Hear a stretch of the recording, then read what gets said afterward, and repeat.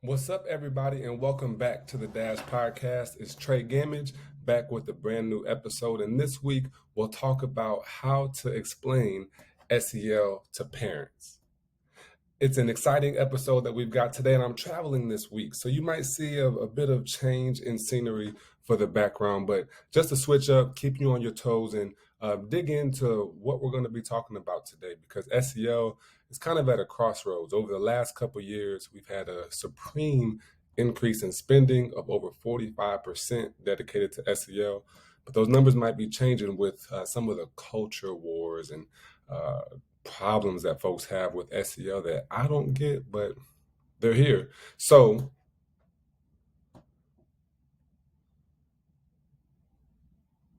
we'll get into that in this episode. Commercial podcast intro. Cut out that pause section that we have.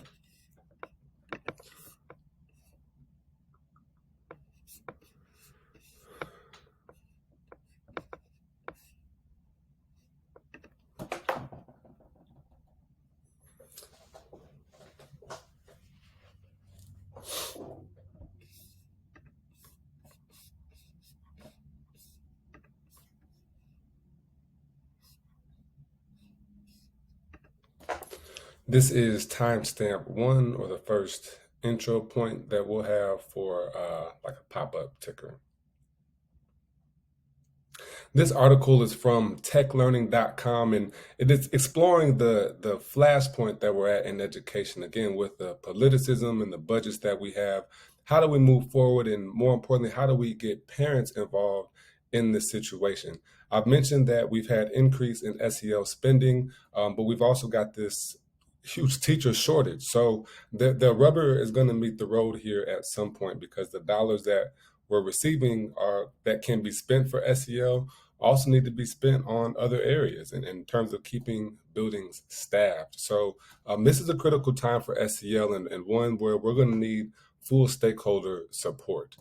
In many cases, we try to involve parents as much as we can in our school community. I know I see newsletters, parent nights, things of that nature, and I think it's important to include SEL in those conversations as well, so the parents understand the language, the context, the purpose, the value that SEL has for students as well, and they can articulate that when they go to the board meetings or when they go to have conversations with folks about why SEL is so important.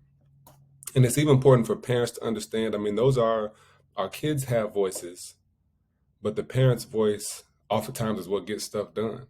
So if the parents are on board and they're banging on the table for these things, we always want to satisfy parents in school community. So this is a wonderful way to do that. To, I guess, just continue thinking about what your process is for SEL in your school community outside your students and your teachers.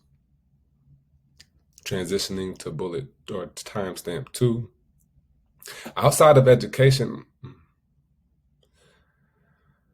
that leads me to, the point that most folks don't know SEL. Outside of education, SEL is called emotional intelligence. And so the words get mixed up again and politicized with other theories or practices that are being introduced to education or integrated into education. But when we think about social emotional learning and emotional intelligence, I feel like that term is more acceptable, emotional intelligence, outside of our industry. So if a businessman, a city council person, whomever hears the word emotional intelligence, I don't think that's going to be directly associated with social emotional learning. It should be, and maybe those dots connect, but I don't know that, like, at this point in time, that's a key crossover that we really have. But when you look at four EQ quotients and you look at five SEL competencies, they're in direct alignment. So this could be an easier way to use kind of a different set of language to help folks understand what SEL is and just explain social emotional learning instead.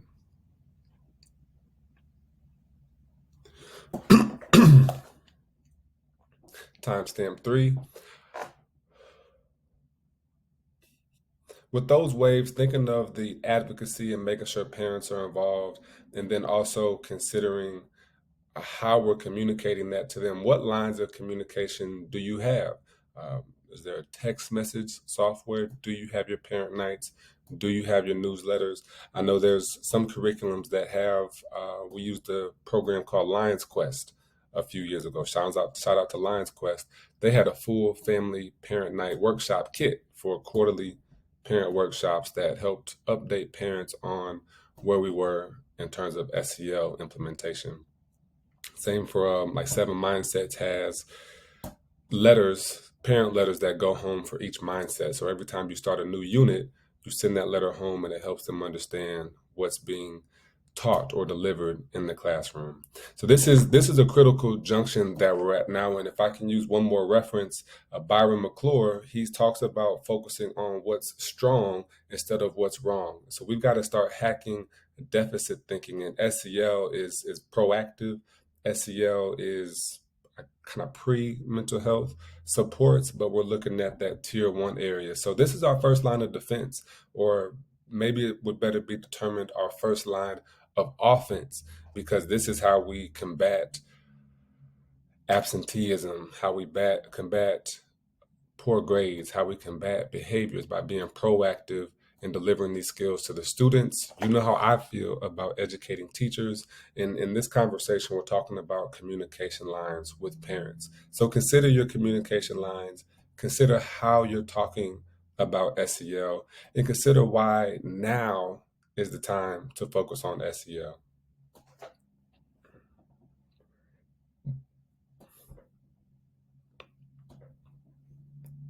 And for the last point,